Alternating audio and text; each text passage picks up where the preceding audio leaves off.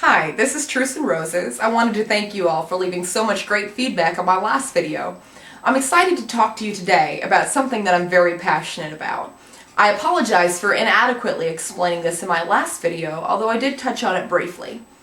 I received comments from several people asking where an atheist gets their ethical standards or moral compass from, if not through religion. That truly is an excellent question and deserves a well thought out response. First, let's take a look at where any of us might get that from. You could say religion, but it seems unlikely due to the huge variety of human religions and faiths. If religion, or God, is what gives that to us, then how can a Christian who believes in the God of Abraham and a Hindu who believes in multiple gods share any of the same morals? What about Buddhists who don't worship any God at all? Nearly 76% of violent criminals in America were Christian at the time they committed their crime. We don't have to look far back into the past to find a time where the most loyal servants of God thought it was not only just ethically okay, but the will of God to rape and or barbarically kill innocent women and children, sometimes for seemingly no purpose at all. The God of Abraham and Moses is far too vengeful and unforgiving to be the person I get my moral compass from. There are obviously tremendous varieties in what we consider ethical and moral. These standards seem to have a history of changing with our cultures. Almost every advancement towards morality was opposed by the church and Christian organizations. For example, ceasing Native American genocide, freeing the slaves, and women's suffrage.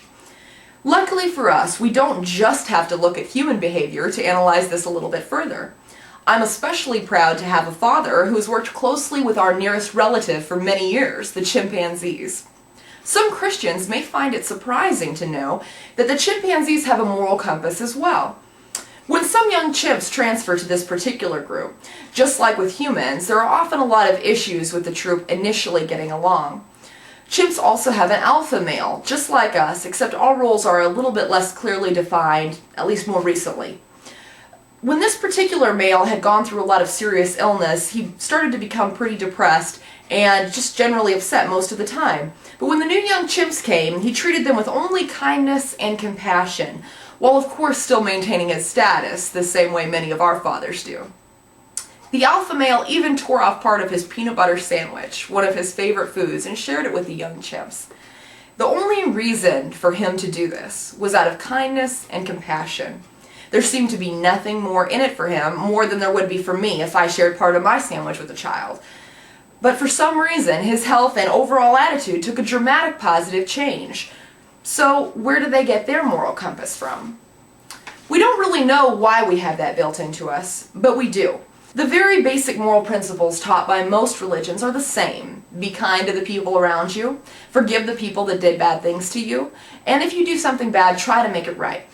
All of these things logically make sense to do, whether you're a Christian, Hindu, Buddhist, a chimp, or an atheist.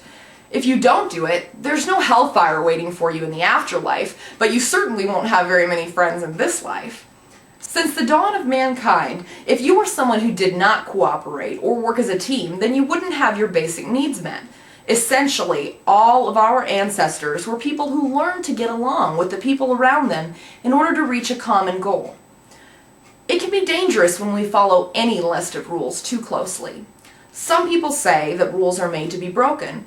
I say that rules are made for rule breakers. If you're the type of person who cannot do something in moderation, then you shouldn't do it at all.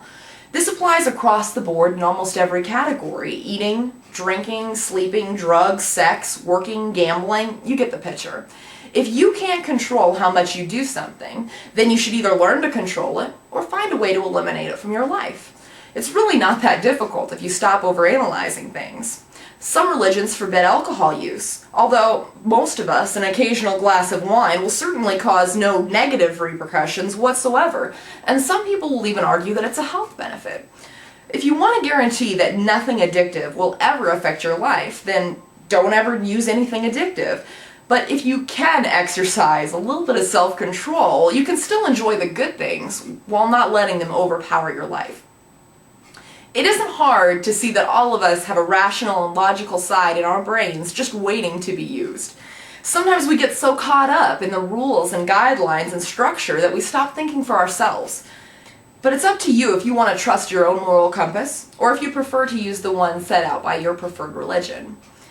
Why bother? Well, just because I'm an atheist doesn't mean that I don't have friends. It doesn't mean that I don't want people to like me. Now, I don't care what your God thinks about me any more than you care about what Zeus or Ra thinks about you. But I do care what you think about me. Not enough to compromise my integrity, but definitely enough to treat you respectfully, and enough to sincerely apologize and make amends if I've wronged you, even though I haven't met you. I hope that this video has more clearly explained my personal beliefs on morals and ethics. I'm not in any way reluctant to say that I firmly believe that this world would be a better place if we all would trust our own moral compasses just a little bit more.